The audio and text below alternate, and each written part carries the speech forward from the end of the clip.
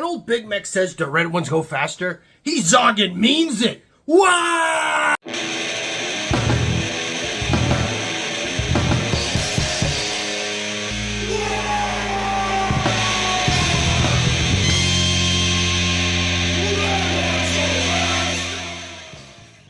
Wow! Welcome back to the Red Ones Go Fast. Old Big Mek here, and yes, this is my speed buggy. And as you can see, it's red, and it goes faster.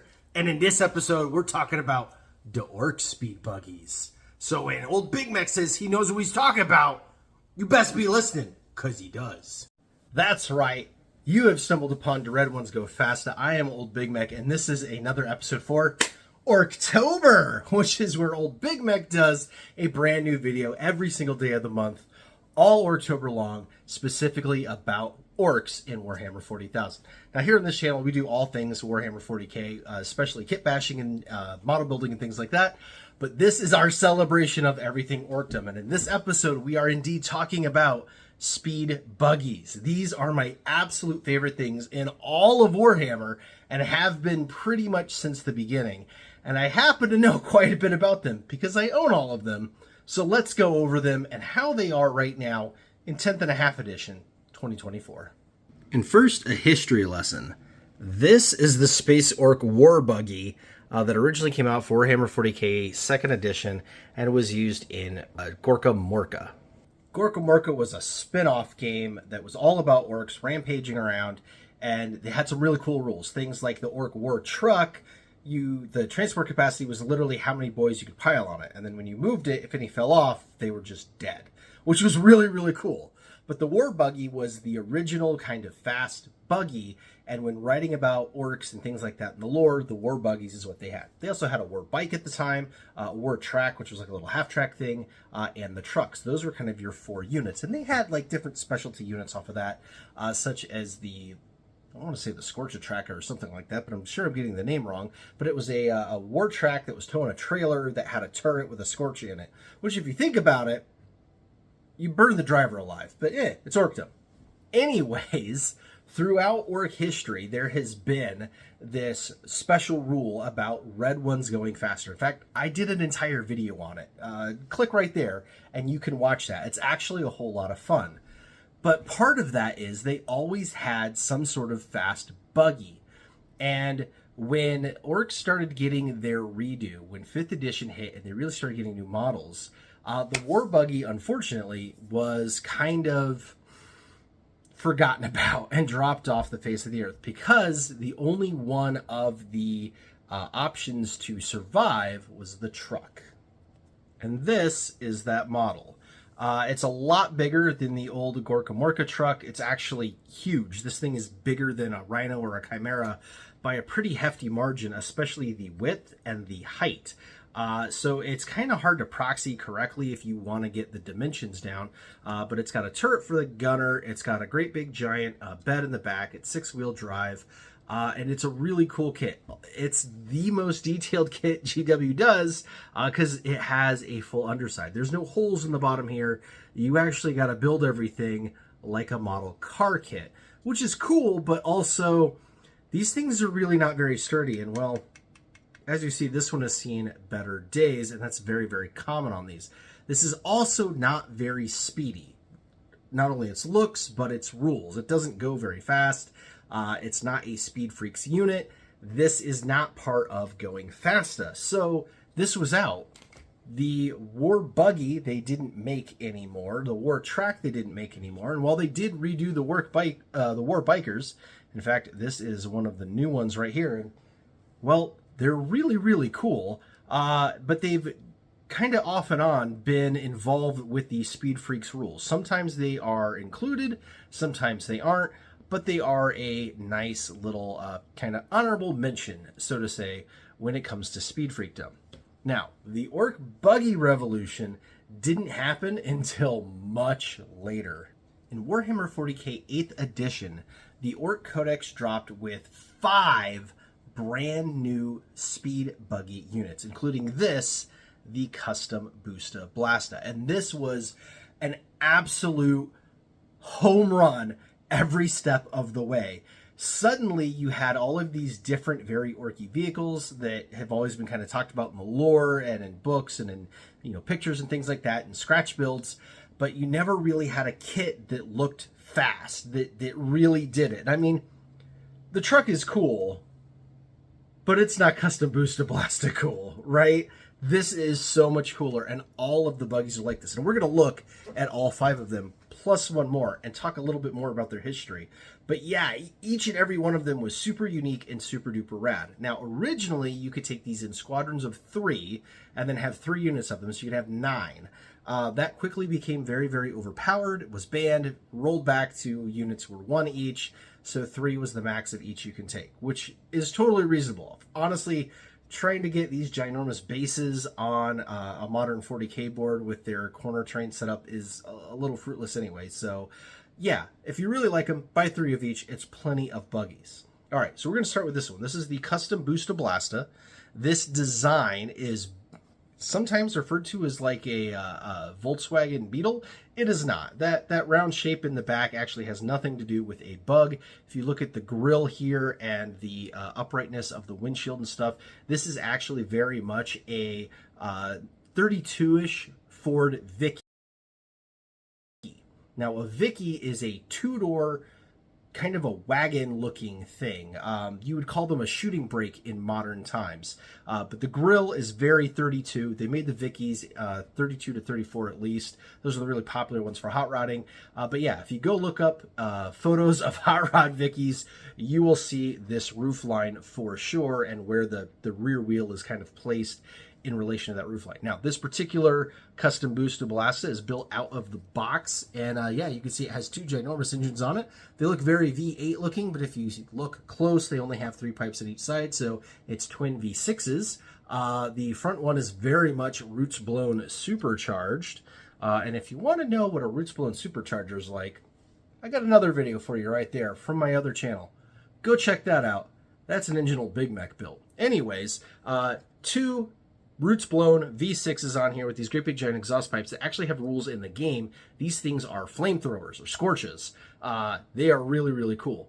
You've also got this rivet gun on the top that is on a turret, and if you glue your model together right, you can actually spin it around and aim it, and then there's a little garrote guy in the back.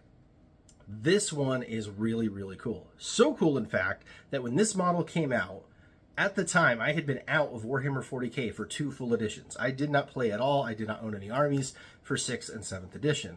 This thing dropped, and all of a sudden, I had to own it. Luckily for me, there was a box for that. And this is that box. This is Speed Freaks. It was a standalone game that Warhammer came out with right when all of these models came out. And it was designed to be sort of Gorka Morca-esque, but there were no boys. It was just all vehicles. And frankly, it's honestly a whole lot of fun. It comes with its whole own battlefield and a bunch of terrain. And as you see here, the custom Booster Blasta, a whole bunch of bikes. And the next unit we're going to talk about, the Shock Jump Dragsta. This is my Shock Jump Dragsta. And as you can see, it is popping a massive wheelie out on the dirt. Fast and Furious 4 style. And yeah, I really, really dig this model. This one is kind of loosely based on what's called a Caterham, which is a kit car of the Lotus 7, which was a really lightweight kind of shed-built sports car from back in the 50s that is kind of still in production in various you know, home-built style things in garage workshops to this day. But the reality is it's a really, really long nose, a really short tail, and an engine in the front. And you'll see this one does have 4 exhaust pipes on each side, so you are looking at some form of V8 on this with a Mad Max hood scoop, but no visible blower belt. We can assume it's got to be supercharged. But this one also has an engine in the back. What you see here is a radial engine, like an old World War II bomber, and it's got 3 rows of cylinders in it, followed by the actual shock jump generator thing. And yeah, so you're looking at twin engine, kind of F1 winged, super awesome, not quite a dune buggy thing, but yeah, very, very, very cool. You can see why they call it the Dragsta. It's very drag racy looking, or even F1 looking. And yeah, they gave this one slick tires, and that's why I'm doing the whole popping a wheelie in the dirt, because otherwise it doesn't make a whole lot of sense, but what an Orkdom does. In the game, this one used to be really, really good. This rifle has precision on it. It's being shot by a grot with a targeting squig, so it actually shoots at a decent ballistic skill. But now they've made it where it doesn't work in the rules unless you take the actual Speed Freaks detachment. And if you do that, everything else is bad. So I don't know that it's worth it just for this guy. But he does get to tunnel through the warp and kind of pop in and out of existence on the board, which is a whole lot of fun, and something that I have done numerous times. And furthermore, this particular unit features heavily in the book by Mike Brooks called Brutal Cunning with Uthak Blackhawk, who very famously uses this buggy to launch himself through the face of a Titan. It's an epic read. You gotta read it if you haven't done it yet. But yeah, this was the Shockdom Dragster, which was the second unit in that Speed Freaks box. After I got all those built and painted, I knew I wanted the rest. Starting with this. This is the custom Boosta Blasta. And as you can see, this one also is popping a wicked wheelie. Although this one is far more realistic to be doing that on dirt, because this is very much a dune buggy. Now again, people are going to think, oh, like Volkswagen dune buggies that have the engine in the back. No, if you look, there is absolutely nothing in the back of this except for a platform a guy is standing on and a rear differential that is actually a solid axle. Once again, you have a front engine, supercharged, V8-ish. It's actually kind of hard to see how many pipes it has. We'll assume it's a V8. So yeah, this is definitely something that is totally custom built. If anything, looking at this little wing roof here, it looks a lot like the Ollie Bronco, Big Ollie Bronco from the 1,000-mile race in Mexico back in the 1960s. Basically, they took pretty much stock cars and they raced them down Baja California for 1,000 miles and figured out who won. And Parnelli Jones, who was a very famous American race car driver, raced a Ford Bronco called Big Ollie. And Big Ollie was all very tube frame looking like this and had an absolutely ginormous wing for a roof with that little flap on the back that goes up just like this does. So this very much gives off Big Ollie vibes, which I love. Now, this one is not built entirely box stock. I did one modification to it, and that is the front here. The stock model has this big giant prow with a grot strapped to it. I never really liked it. Like, the grot's easy enough to leave off, but the giant prow just looked really weird, especially with the rest of it being so skeletonized. And frankly, behind the prow was entirely detailed. So what I did is I left it off, and I cut the two fenders off and actually glued those fenders over the back wheels. And that's how I got the fenders on the back wheels, which looks far more accurate to a dune buggy. Super easy modification. So if you want your custom Boosta Blasta to look like mine, that's what you should do. Now, as far as in the game, this one's pretty cool as well. These little Molotov cocktails that these guys throw have had rules in the game, which are really fun. It's also got a turret with a cannon, although this one was never designed to move. And yeah, this one's a lot of fun. This one might be my most favorite one to actually play in the real game of 40K right now in 10th and a half edition. So yeah, that's the custom Boosta Blasta. All right, the next one is really interesting. This is the MechaTR Scrap Jet. And as you can see, it very much looks like a Deaka jet that's got some wheels and tracks on it. And well, I know it's still new in the box. I haven't built it yet. There's a reason for this. I really, really, really want to build and paint this unit to go with the rest of my buggies. I have purchased way too many things in between getting this and now, and so I'm forcing myself to get through them, such as painting my entire Beast Snag army that we've been doing here all over October long, before I actually get to this. This is my dessert, so to say. So hopefully at the end of October, my army is painted and I can whip this bad boy out, because I am very much looking forward to this model. It has some really cool features. There's a grot gunner, a tail gunner actually in the back that's entirely glued in, and I've heard that if you leave him out, you don't notice it all on the model, and it gives you a really awesome tail gunner for other projects, which I might have to steal. But yeah, it's a very, very cool model. I have seen people take these and a Deaka Jet and actually turn this into the Deaka Jet body and use the Deaka Jet body as the MechaTR Scrap Jet, which is a really, really cool thing to do if you're building a second one for your army and you want it to look different. Definitely something I'm thinking about doing myself as well. But yeah, as far as the unit itself, it's clearly a Deaka Jet that's been converted for road use after crashing. It's got some sort of great big turbine thing on it with some pipes out each side and some tracks in the back. As far as in the game goes, this one has had ups and downs. Sometimes it's been really, really good. Sometimes it's been not as good. It kind of struggles to find a role in the battlefield. The custom boosted Blasta is very much anti-infantry. Same thing with the Psst. Hey, hi, old Big Mek here. If you want to learn more about my speed buggy, you should sign up for my Patreon. There's a link down below. It's only 5 teeth a month for all the goodness that old Big Mek brings you. There's an exclusive video there right now about this car. We'll see you there. And the Boom Deaka Snazzwagon also being very anti-infantry, whereas your shock tip Traxa can kind of snipe things, or maybe do a little bit of anti-tank. The MechaTR Scrap Jet just kind of struggles to find a battlefield role in this moment. But again, it's had good times, and it's definitely a cool model. All right, it's time to talk about the last buggy. And embarrassing moment, it's also still in the box. This is the Rucka Squig Buggy. This thing is really wild. It is a pickup truck full of squigs that are launched all over the place. You can see there's a little cannon on the front. There's another cannon in the back. It's something to behold. These were extremely overpowered when they first came out. They had indirect fire. And yeah, they got nerfed multiple times to where they're kind of not really worth it anymore. But as a model, it's still a very, very cool model. I've seen a lot of these used to make more modern truck conversions. Because, I mean, look at the front of this.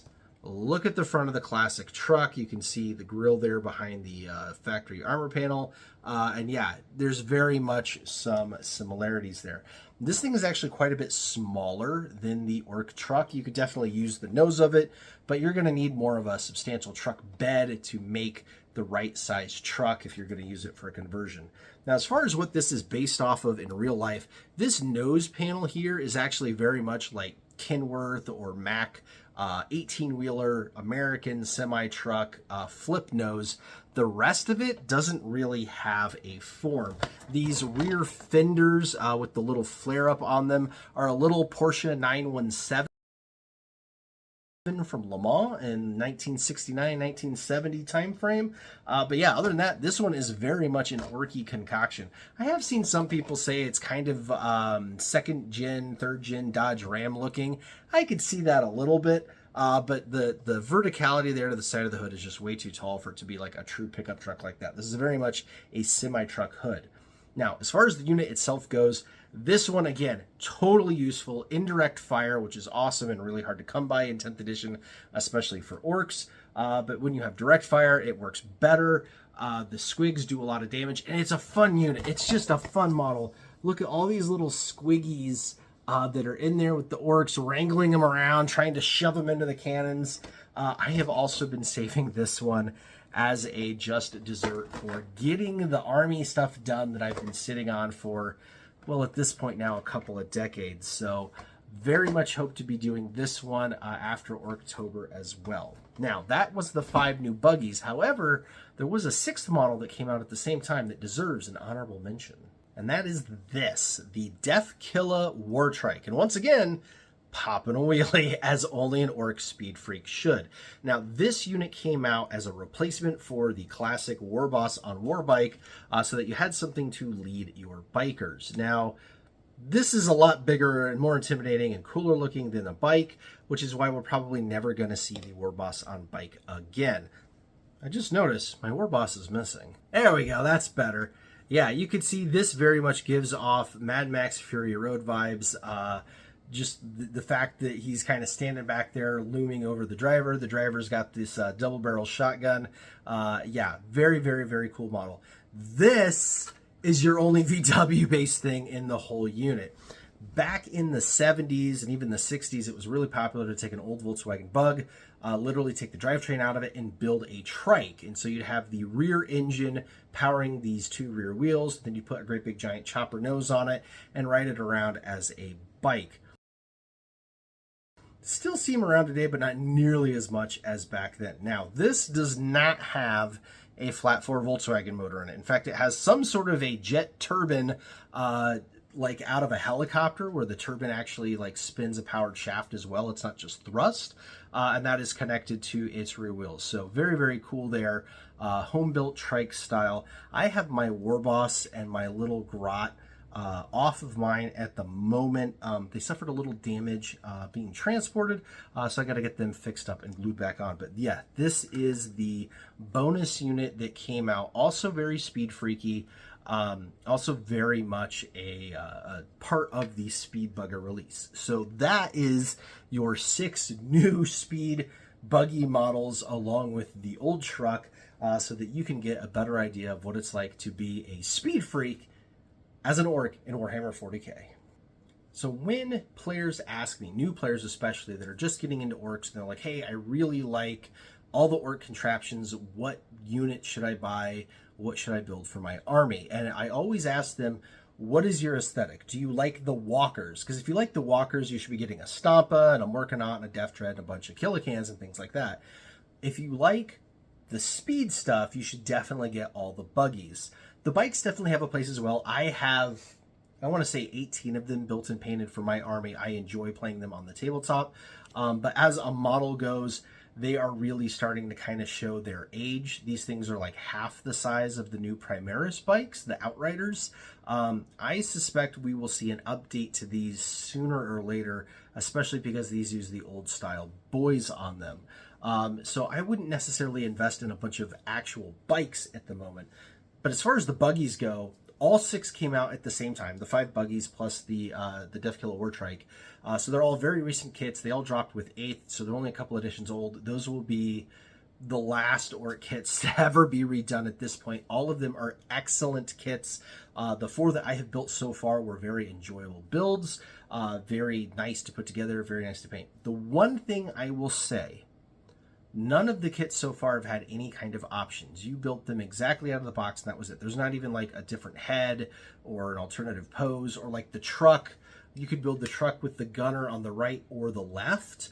There's also an option for like a turret with a wrecking ball.